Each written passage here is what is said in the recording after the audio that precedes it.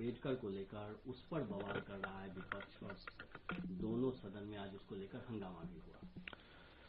संविधान पर हो रही चर्चा के दौरान कल जब राज्यसभा में केंद्रीय गृह मंत्री आदरणीय अमित शाह जी जब जवाब दे रहे थे तो उस वक्त सदन में मैं खुद भी वहां पर मौजूद था।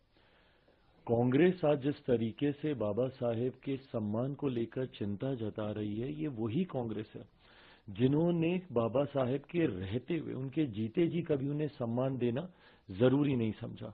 उन्होंने बाबा साहेब को चुनाव हरवाने का काम किया और तो और उनके जाने के बाद भी कभी भी कांग्रेस, उनके नेता, उनकी पार्टी ने कभी भी बाबा साहेब के सम्मान में कोई कार्य, कोई कदम उठाना जरूरी नहीं समझा।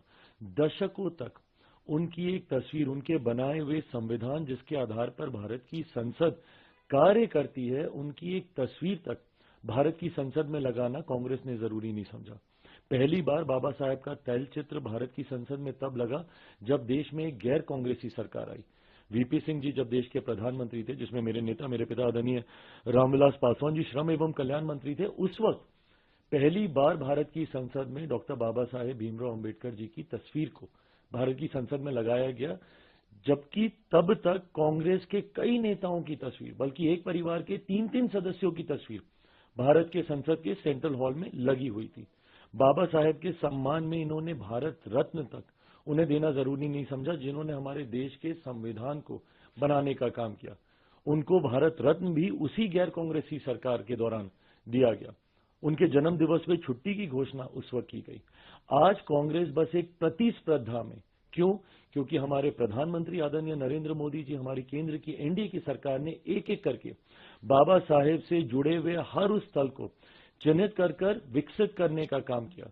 भले वो मऊ में उनका जन्म स्थल हो, या जहां पे उन्होंने दीक्षा हासिल की नागपुर में उनकी दीक्षा भूमि हो, या जहां पे उन्होंने शिक्षा हासिल की लंदन में, उस स्थल को चिन्हित कर उसको विकसित करने का काम किया।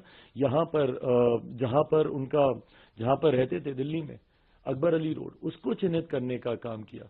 जहां पर उन्होंने चैत्य भूमि मुंबई में, इन तमाम स्थलों को, पांचों स्थानों को 30 स्थल के तौर पर चिन्हित कर उसको विकसित करने का काम किया। इस प्रतिस्पर्धा में आज कांग्रेस कहीं पीछे ना छूट जाए बाबा साहेब का नाम लेने के लिए, इसलिए आज वो उनका नाम लेने का काम कर रहे हैं।